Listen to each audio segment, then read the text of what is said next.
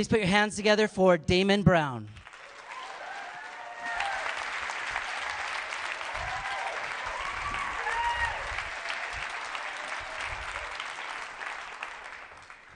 Do you act differently when other people are watching? I think most of us do. But did you know there's a classic theory behind that? I love to share it with you. It's called the Hawthorne effect. Now, the story starts about a century ago, right outside of Chicago, at a place called Hawthorne Works. Now, the people in charge of the factory wanted them to be more productive, but they weren't exactly sure how. So they started doing little experiments. They make the lights brighter one week, and then dimmer the next week. They'd change the seating arrangements. They do all these subtle changes, some of them known, some of them not known, and see if there was more productivity. And there was. The problem was they weren't exactly sure what X factor made them more productive. So after several years of experimenting, roughly from 1924 to 1933, they suddenly stopped. Until there was Dr. Henry A. Landsberger. He was a psychologist. And in the 50s, he revisited this idea, and he thought there was something that they might have missed. And there was. See, they're looking for one particular factor. You make the lights brighter, and people will be 60% more productive. You make the lights dimmer, and they'll be 20% less productive, things of that nature. There was one common factor, but it had nothing to do with the pieces of the experiment. It had to do with the experiment itself. People were acting differently, in this case, being more productive, because they were being observed. That's the Hawthorne effect. Now, Dr. Landsberger would have a field day with right now, 2014, right? At this very moment, I can take a picture of you guys, which I won't, but I can take a picture of you guys and share it with my 2,000 friends on Facebook. If you have a thought in your head, you can put it onto Twitter, share it with 500 million people. At this very moment, we can download an app called Foursquare, check into this location, and tell the whole world, strangers at all, what we're doing right now. In other words, we're not only focused on observing other people, we're really focused on being observed. We're all under the Hawthorne effect. Now, I love this abstract stuff. I hope you do too. It was about a year ago when I was writing my latest book. I was researching these theories, and the funniest thing happened. I became a dad. Now, as fellow fathers and mothers, mentors and guardians know, when a child enters your life, it's very much a before and an after. And as soon as I looked into my son's eyes, these abstract theories came crashing down. And I understood one thing, and that was the less cynical side to the Hawthorne effect. And that is that children will act differently if they feel as though they're being observed, they're being protected, and they're being loved. Now, my son and I have a ton of routines that we do. This is one of them, and he was about 2 months old here. Hi, Alec. Hi, Alec. What's up, Brown? How are you? ¿Cómo estás? ¿O genki desu ka? ¿Cómo allez-vous? You okay? I see. Now, you have one guess of what language I don't know. So as you enjoy TED Active this week, I just have one question for you I'd love for you to ponder. Do you want to be an attention grabber or an attention giver? Do you want to be future-focused, or do you want to be fully present? And finally, and most importantly, do you want to be Pavlovian, or do you want to be truly responsive to the people around you that you love? Thank you so much.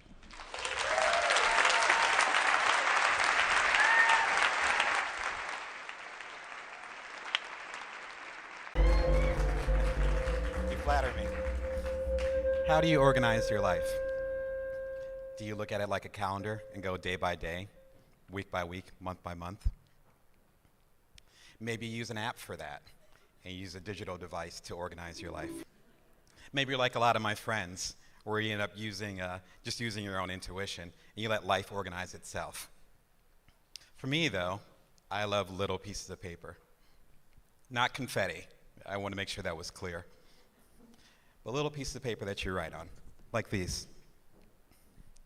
I love napkins. I absolutely love being in the kitchen, cooking. I love having drinks with friends. I love eating. And napkins are always available when I have that amazing moment.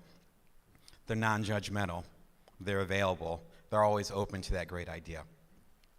As you can tell, I love index cards. It drives my wife nuts. I have them all over the place in our home. Some of them have new app ideas. Some of them have new book ideas. Maybe there's a revolution in there somewhere. In fact, I'm pretty agnostic when it comes to pieces of paper. I was once on a red eye coming from LA to New York. An idea struck me. Took the back of my airline ticket and wrote my first book proposal. Did okay, ended up being my first major book. Well, I'm actually not the only person to be inspired by little pieces of paper. Several decades ago, there was a guy named Paul Lauterbur, and he was actually at Elias Big Boy in Pittsburgh, out of all places. He was having a hamburger, and he got inspired. He took his greasy napkin, after taking another bite, took his greasy napkin and drew a sketch. That sketch ended up being the basis for the first MRI machine. He won a Nobel Prize based on that, just in this little greasy napkin. Another guy, David Bowie, in the late 60s, he was on a tour bus going who knows where, ended up getting inspired. Legend has it he took a napkin and did the whole universe for his alter ego, Ziggy Stardust. Changed the face of rock and roll. So as I was researching this, and as you guys are probably asking, what is it about napkins? What is it about getting our ideas napkin ready, as I call it, that inspires us? Why can't we do the same thing with an app or with a PowerPoint? I thought about it, and I came up with a few ideas. The first one is that they inspire spontaneous expression. There's a cliche. I came up with the idea in the shower. There's a reason why that's a cliche, right? It's when we're taking a shower, or we're having dinner with a friend, or we're out enjoying our life, or that twilight, which always hits me right before we're about to wake up in the morning. And napkins are always available for that, so are index cards and other scrap pieces of paper. Now, what's nice about it is that anecdotally, we've known this for years. But there's actually some scientific proof now. Some scientists argue that our unconscious continues to work on things even when we're not thinking about them. So they're actually unlocking that puzzle. In fact, there's even newer studies that say that if we think about something too much, it actually gets in the way of the unconscious actually working it out for us. So in a sense, we're getting in our own way.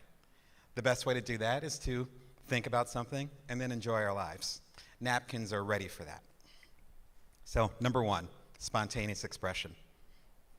Number two, and I like this one, silencing the inner critic. Now, my first major mentor, Wilma Garcia, rest in peace, when she taught me about writing, she said all of us, not just writers, but all of us have one of two different critics in our brain. We have the sumo mind, and we have the monkey mind, which I can't really do with the mic. You can imagine the sumo mind thinks very, very slowly, beautifully, but slowly.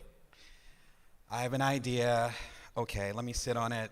Okay, I think I'll write it down. Okay, I wrote it down. It needs to be revised. I'm not sure. We'll see. Let's see how it goes from here. I'll deal with it tomorrow. Now, as it has been mentioned in other talks, it's kind of like looking at Michelangelo's David, but it being half complete. It's like looking at a statue coming out of the marble. You see that beauty there, but it's not finished. You don't know what it is, and it's unusable. The worst case scenario, if you have a sumo mind, is that you become the ultimate procrastinator. There's always another day to think about it, and those ideas are never shared, which doesn't help anybody. And of course, we have the monkey mind, which is actually from Zen philosophy. And it grabs this and that, and it's super creative, and there's always a new idea, and let me write this idea down. I have another idea. Scratch those out, start over again. It's always flowing, very childlike, very beautiful too. Problem with that is that they don't do that meditation that sumo minds do too much of. So if you have a monkey mind, you might have a brilliant idea, and worst case scenario, another so-called brilliant idea comes by and knocks that original idea out, and it's lost into the ether. And that original idea might have been the one that would have solved your puzzle. What's nice about these little pieces of paper is that it chills everyone out. Suddenly, it's like, hey, I'm a napkin. I can't harm you. It's not a big book. It's not a big presentation. You can just write out whatever you feel here. You don't need to judge it. You don't need to be critical of it. It's okay. Now, what's nice is that when you relax the inner critic, the outer critics tend to relax too. Imagine taking a wrinkled up index card or a greasy napkin and handing it to your colleagues and saying, you know what, I have this idea. I'm going to take people and throw them to this huge metal bullet and look at their insides. They're going to be like, that sounds insane. And when I thought about this thing that Dr. Lauterborough must have went through when he thought about the MRI machine, I was like, no, that's not how you do it. You give them this 600, 700-page book, this thesis, and you go over every single detail. I thought about it more. I talked to some colleagues. I thought about my own anecdotal experiences, and I realized that, no, I was wrong again. The little piece of paper was the way to go. First of all, I've written quite a few books, and I have relatives that love me dearly who have never read my books. So imagine colleagues. People don't always get a chance to read through your stuff. So that becomes an intimidating process, way too much pressure. Number two, if you give someone a 700-page thesis or book or 200 pages of schematics, they're going to assume, just in their unconscious perhaps, that you went over every single detail. But you're one person, and this is a new idea. There's going to be flaws with it. Instead, give them a greasy napkin. Give them a wrinkly index card. They're going to look at it and say, well, this sounds like a crazy idea on a crazy wrinkly piece of paper. But if you turn it this way, and there's some potential here, if you make the line here, and you might have something here. And what you have is a conversation, which is what you really want to start. You don't want things to be complete. You want to collaborate. You want to connect. You want people to understand your idea. These are perfect vehicles for that. I encourage you to try it on your own. So, number one, the ability to have that spontaneous expression. Number two, the ability to silence that inner critic. And number three, which is probably my favorite, the ability to edit. Now, I have to be really clear about this. When I talk about editing, I'm not talking about criticism. Criticism implies judgment. This is good, this is bad. Editing talks about space. You don't have the space to mess around. You need to get to your core idea, which, as many writers also know, it's easier to do a 4,000-word story than it is to do a 400-word story, right? You need to be able to edit and get to the core of that idea. You can't mess around with a 3x5 index card or with a wrinkled cocktail napkin. You need to get the essence of your idea. Let me show you some examples. How many of you guys are familiar with this? Yeah? Cool. It's not the food pyramid, which I initially thought because I always think of food. No, this is actually Maslow's hierarchy of needs, as some of you already know. Now, what's amazing about this is how little context you need. For you guys that aren't familiar, these are 5 layers. The bottom one is physiological. So we need shelter, we need food, some of the things that were addressed at the conference today. Once we get beyond that, though, those basic necessities to survive, we go up to the next level until we get to 5, and ideally, that'll be self-actualization. Now, simple concept changed psychology and sociology several decades ago when it was made. Talk about serious branding. This is what Maslow will always be known for. This is something I drew on a cocktail napkin. Talk about amazing branding. It's something that Mad Men's Don Draper would have been jealous for. This is his legacy. That is amazing. I drew it 5 seconds, as you can tell by the wrinkled lines, 5 seconds on a napkin. Brilliant stuff. Another one, which has also come up during the conference, this one, E equals mc squared, Einstein's theory of relativity. Now, he came up with a ton of theories, and from the reading I did about him, he worked on this one theory for decades. He was an older guy, but he wasn't that old. Decades is a long time. And it comes to this. It seems really appropriate to quote him, where he said, "If you cannot say something simply, then you do not truly understand it," unquote. He actually walked the walk when it came to this. 5 characters, 3 letters. Now, when I first thought about this, I was like, I had this sense of deja vu, like we had this conversation before. And I was thinking, what else inspires spontaneous creativity, inspires you to quiet your inner critic, and finally inspires you to edit? And I realized that I was thinking about modern social media. When you send a Snapchat to a friend, a quick picture or video, when you have a Facebook post off the top of your head and you write it right away to share with your friends, if you're on Twitter, 140 characters, think about that for a second. 140 characters or less, and you're sharing your big idea with the billions of people out there, you're using the same tenets I'm talking about with these little pieces of paper. And I would argue maybe the reverse is true. If you're my age and you're passing notes in class in elementary or high school, or if you were a scientist and you're sharing something on a greasy hamburger, those basic tenets are what we're using for social media today. So we could actually argue that napkins were the original social media. Now, I love this kind of stuff, but it also kind of scares me, and it scares a lot of communication folks like me. We've been trying to figure out exactly what's happening with communication. See, back in my day, around the time I was born, we actually wrote letters and sent 23-cent stamps. After that were faxes, which some of you guys might not even be familiar with. And then it was email, and then it was text, and then it was emoticons, which are the little smiley faces that are so popular nowadays. And then finally, we're just sending pictures, Instagrams and Snapchats. We're going back to caveman times all of a sudden. We're not even using words. How crazy is that? And as I was researching this, I actually started to get some comfort. Because I realized that these basic tenets that floated these amazing, brilliant ideas are what's also being used in modern social media, then I can take comfort that my son's generation, and the generation after that, and the generation after that, will be able to change the world with their tweets, with their Facebook messages, with their yos, with their texts, with all the millions of things that are happening now. On a more personal note, or more selfish note, it also gives me a lot of comfort that if these tenets are the things that are used to change the world, and they have been for ages, then these little pieces of paper will never go out of fashion. Thank you.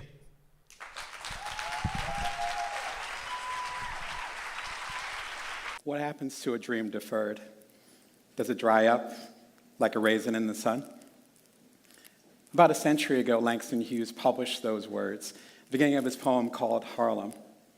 And I'm very lucky that when I was a wee lad, my parents were really into African American poetry. So it's a lot of Langston Hughes, a lot of Nikki Giovanni with ego tripping, great stuff like that. Now, it's been quite a few decades since I was a little kid and I first heard Harlem. Quite a few decades of me creating, professionally and otherwise. And I have a different perspective on what happens when a dream is deferred. It dies. See, every morning when I wake up, I see a graveyard. And in that graveyard are unfinished ideas, unfulfilled promises, things that I was so passionate about at that particular time that I swore were going to change the world, but I never released them out into the world. Now, you could be a math teacher, you could be a firefighter, you could be a garbage collector, it doesn't matter. Each and every one of us uses creativity on our path. So you probably can relate to what I'm talking about. And even though I've done a lot in my lifetime, there's still a lot of things I have not done, and I'm starting to realize why. I was waiting for these ideas to be perfect, and then and only then was I going to release them out into the world to change it. Emotional intelligence pioneer Brené Brown says that perfectionism is armor. It's different than an internal metric or standard that we have, as in I'll be better tomorrow than I am today. That's good, that's growth. That's the way it's supposed to be. No, when you get into a perfectionist mindset, it has nothing to do with internal, it's all external. And everything that you do goes down to the same basic question. But what will they think? Capital T in they. Perfectionism, Brené Brown says, is our way of hiding our true selves. The pastor, Richard Rohr, says that perfect is a mathematical idea, not a human one. I agree with both of them, because what makes me great and what makes you great and you great, what makes us creative are our flaws, our scars, our issues, our strange childhoods, whatever makes us us. That's what makes us perfectly imperfect. And we're at a period of time, we're always at a period of time when all our voices need to be heard, but we're also getting this pushback in ways that perhaps have never happened before because we're always getting dual messages. Give it the old college try and go big or go home. Aim for the moon, and if you miss, you'll be among the stars. And second place is the first loser. Failure is the best teacher. Failure is not an option. Which one is it? Of course we feel like we need to be perfect. Of course we feel like we need to be great. Of course we feel like our creative ideas don't belong because we feel like we need to be perfect. So how do we get our ideas out there? How do we grab these diverse times and let ourselves be known? Because there's so many challenges. There's always so many challenges that we have where every voice needs to be heard. And there's one simple way to do this. You strive for good enough. Not to be the best, not to be excellent, not to be better than the other person. You strive for good enough.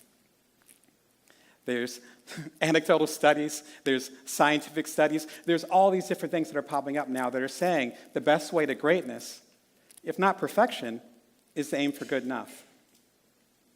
There are 3 awesome things you get when you aim for good enough. The first thing is you get momentum. A few decades ago, there was a social scientist named Bluma Zeranig. She focused on how people interacted, particularly within the service industry. Her claim to fame was a study on waiters. There was a group of waiters who were having a rough time. They go over to the chef, for instance, and everything's laid out for the hungry customers except for the eggs and the toast. So now they have to placate the hungry customers and also make sure that the chef is on his or her game. Or they may go over to the hungry customers and they have no idea what they want. So now they have to spend 5 minutes calming down the chef because the chef doesn't want to be in the weeds, and they also have to come back and make sure that the customers are okay. This group, as you can imagine, felt less competent at their jobs the more of these unfinished tasks stacked up. They also felt less connected when they actually interacted with the people in the back or the people in the front.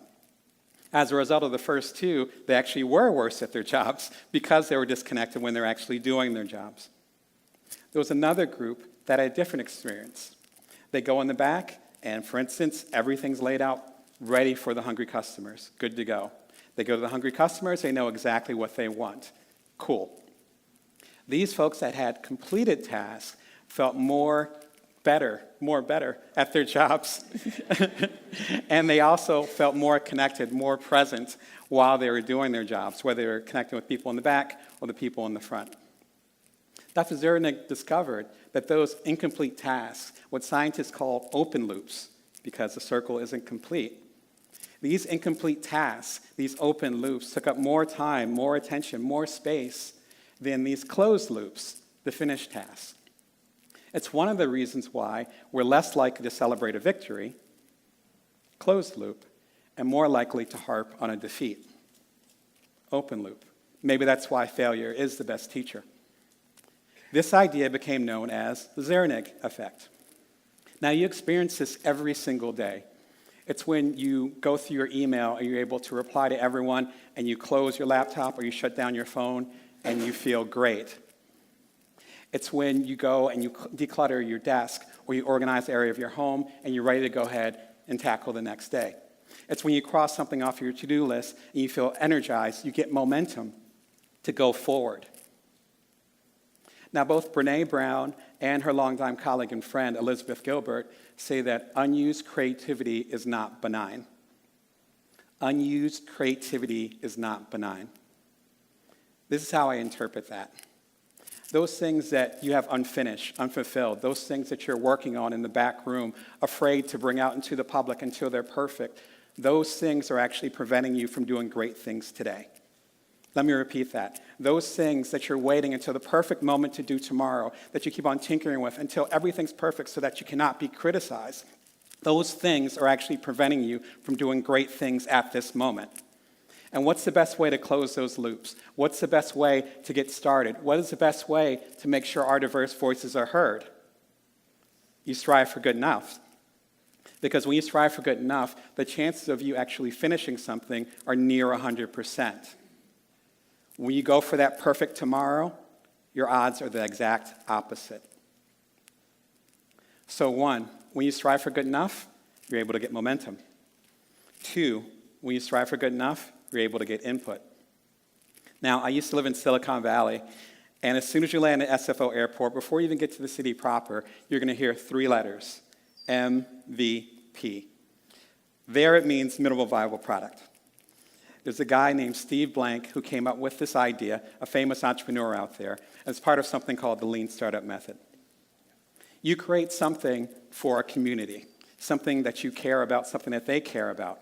You get it to them as soon as you know what they need. You make it not great, good enough.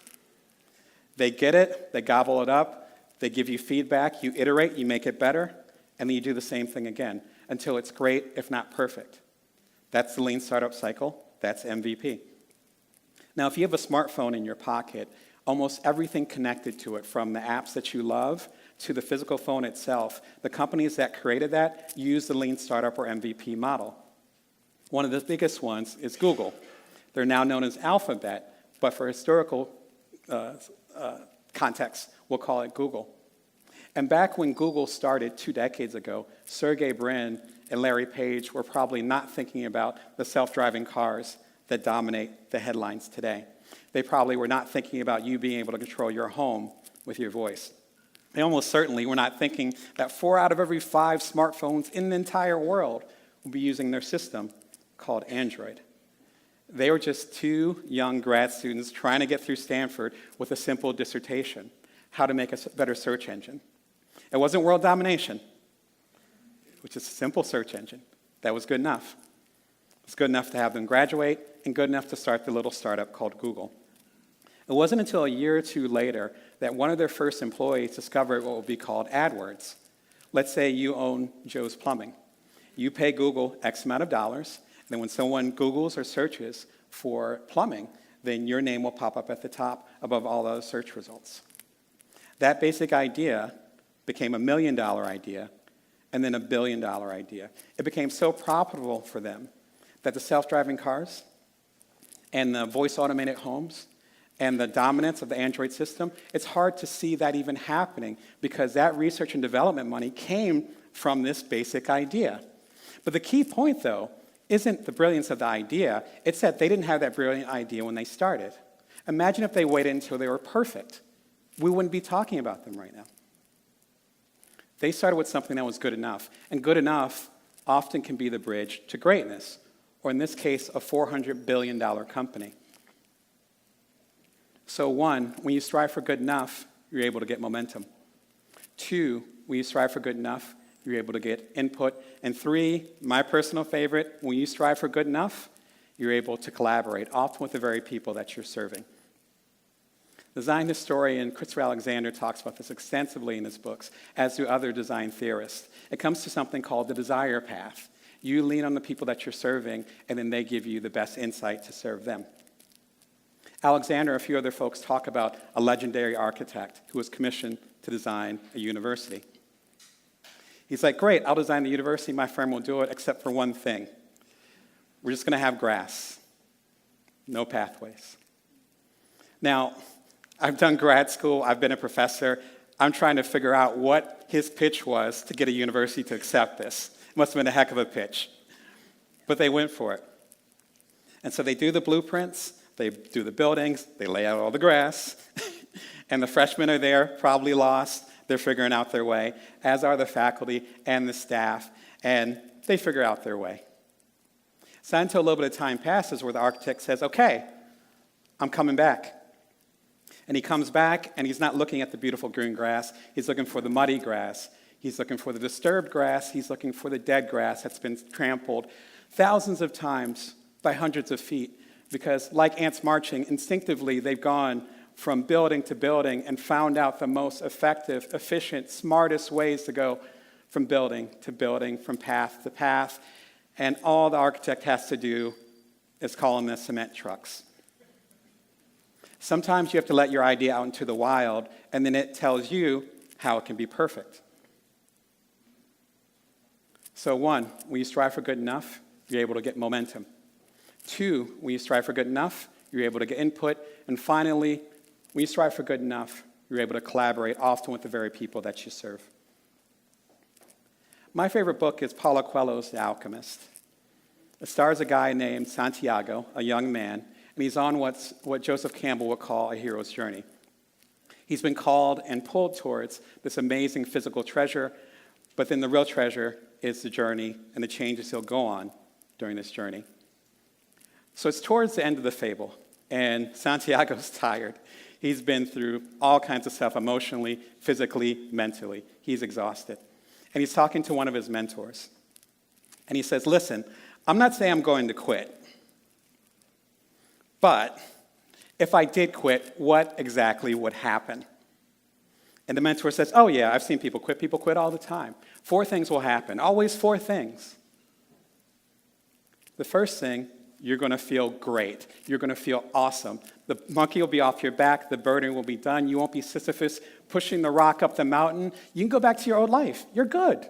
You have nothing to worry about. You don't have to stretch anymore. But then one day, step 2, you're going to remember this journey. You're actually going to miss this journey. You're going to realize it wasn't as hard as you thought it was, and you're going to realize it stretched you in good ways.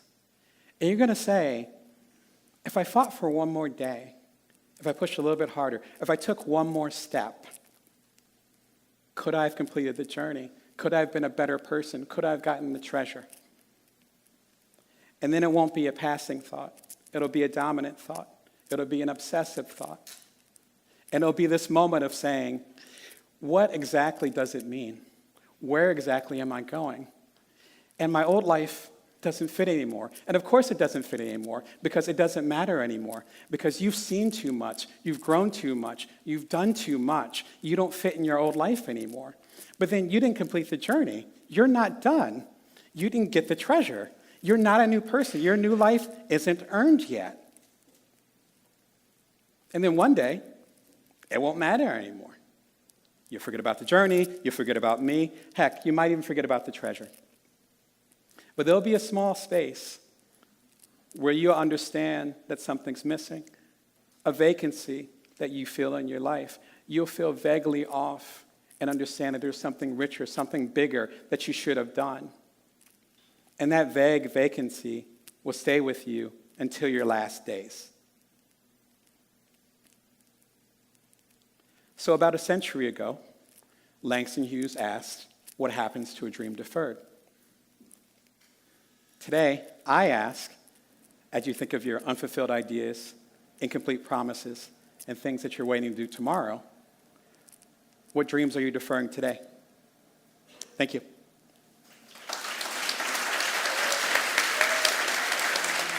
How many times have you said, if I only could focus a little bit more, I'd be able to get through this?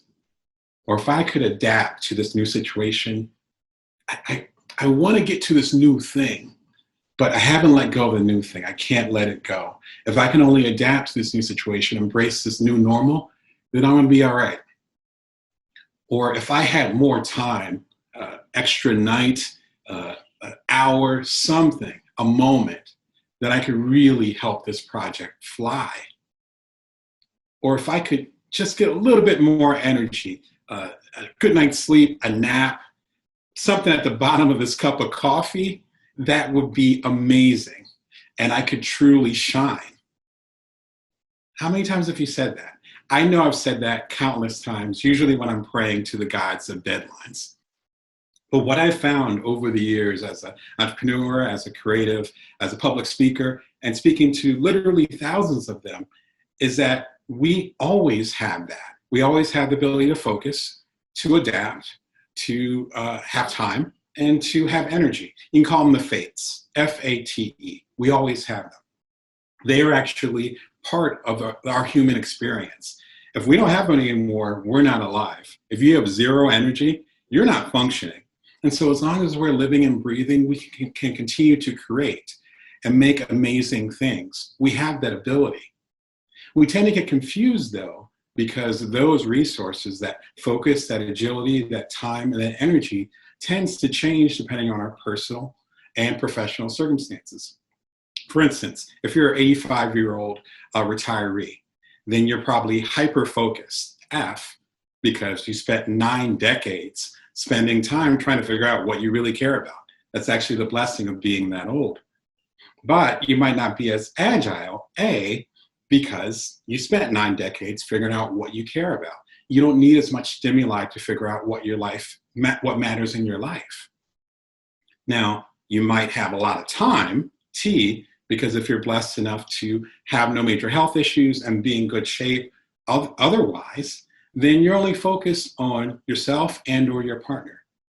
And lastly, energy, E, you might not have as much. Now, I have good friends that are in their 80s, even in their 90s. We talk regularly. They have a lot of energy. They understand, and we understand, that they are the exception to the rule. So we start to get into trouble and start to have challenges when we start to see what we lack compared to another person. We start to feel guilt and shame when we worry about how someone else is executing something and not how we would execute it. Or vice versa. We start to shame and judge other people when they're doing things differently than how we would do them. So let's say this 85-year-old retiree is connected with a 25-year-old grad student. The grad student, their focus, F, might not be that great because they have so much stuff going on and they're only 25. They're still trying to figure out, for lack of a better term, their life purpose. But they might be really agile, A, because they're trying to figure out their life purpose. You know, when you're in your 20s, that next book, the next quote, the next class you take, next person you date could end up changing the course of your life. That is amazing. So of course you're going to be adaptable to different things because you don't know what's going to change the course of your life. Time, T, might not be that high. I remember being a 20-something grad student, and I know my time was spent working on my dissertation. I know my time was spent trying to figure out how I was going to make a living to pay for the grad school. And lastly, I was just trying to have a social life in between all that. Time was very much a premium. But energy, though, that's off the charts because you're 25. It's not until you get older where you realize how much energy you actually had when you were 25, right?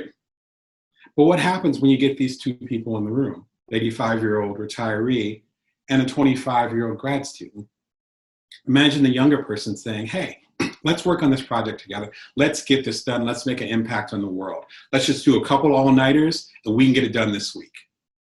It's probably not going to work that well, right?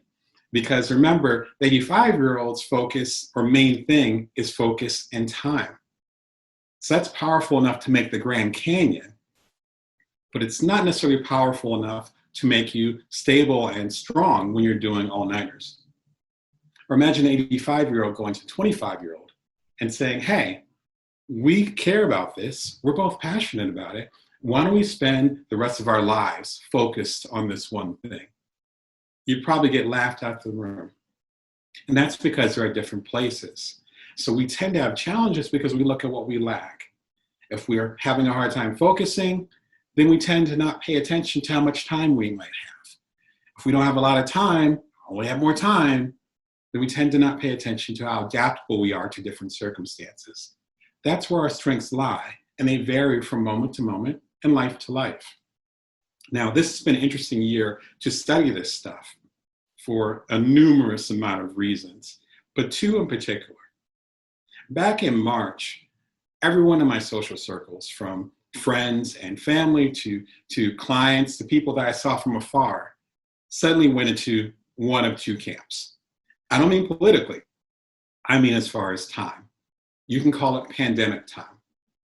So there were a group of people that had more time than perhaps they ever had in their life since they were children or babies. Their time resources went through the roof.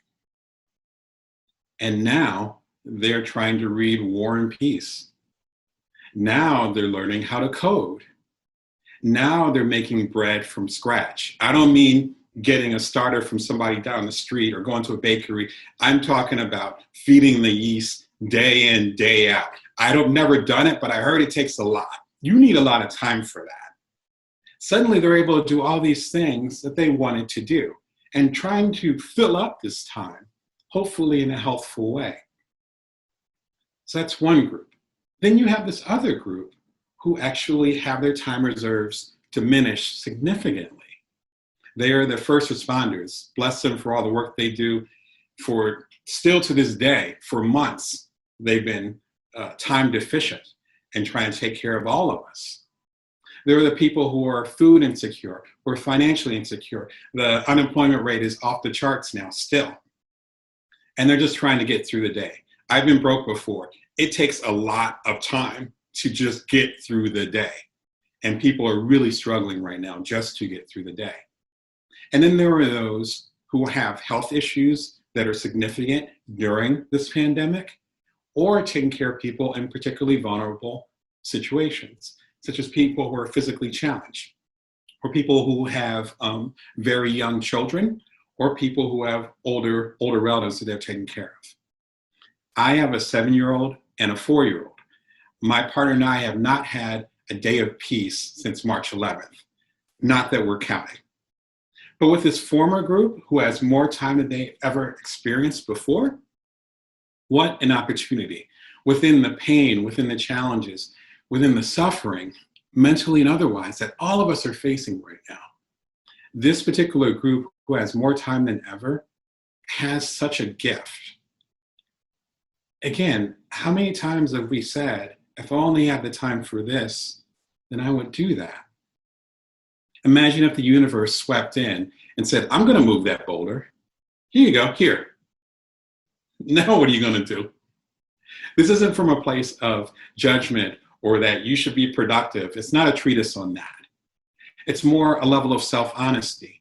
If you believe that you would do this thing if you had more time, and you have more time and you're still not doing that thing, then there must be something else that's stopping you. It doesn't matter whether you do it or not. What matters is why. So remember, there's 2 things that came out this past year. The first one is this pandemic time. The second thing isn't really new. Well, it's new to some people and has to do with time. And it's more of a reckoning, perhaps more of a recognition for all of us. My friend and fellow author, Nilofer Merchant, when I talked to her about this, about these resources, these fates, this focus, this agility, this time and this energy, she said, well, what about the headwinds? And I just nodded. The headwinds that are against you when you're a person of color. The headwinds that wrap around you and try to hold you when you're born a cis woman. The headwinds that try to push you down when you're part of the LGBTQ community. What about those? The late author Toni Morrison said, the very serious function of racism is distraction. Its goal is to stop you from doing your work. The very serious function of racism is distraction. It stops you from doing your work. So you can replace that with respect to Mrs. Morrison with any type of ism, and you'll probably have a similar effect. You might be affected by these isms. That's when I say that I bootstrap my company. It's different to you than it is to me. That's why we don't have the same 24 hours in a day. Because we might have these same resources, this focus, this agility, this time, this energy, these fates. But how they come out might be different because they might be diluted or disturbed or disrupted. That means that if your main thing is energy, then a lot of that energy might be spent yelling and fighting to get into, as they say in Hamilton, in the room where it happened, where people are making judgments about your life and the life of people like you.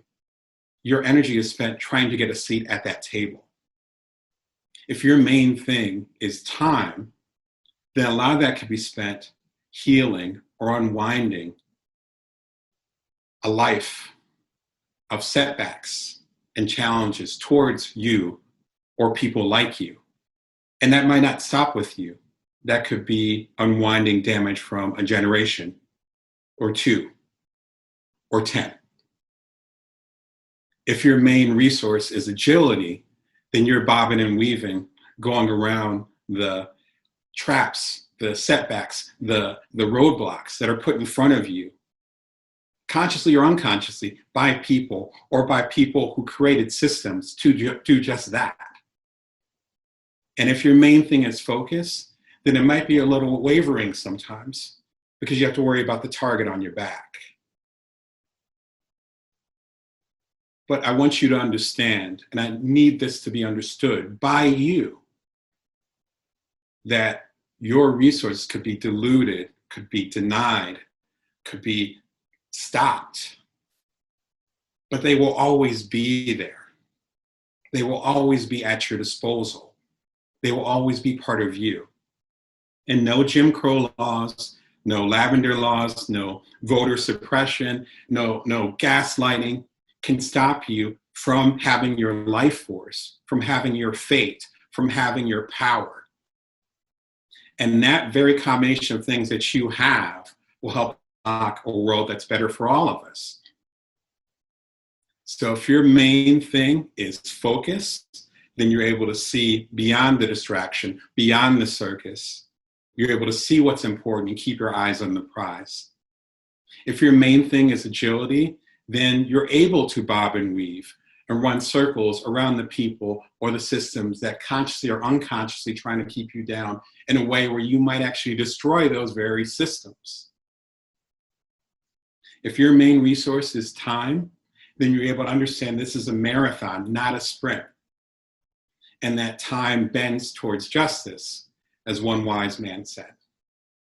And if your main thing is energy, then people can look you in the eye and they understand that you will not stop until that battle is won.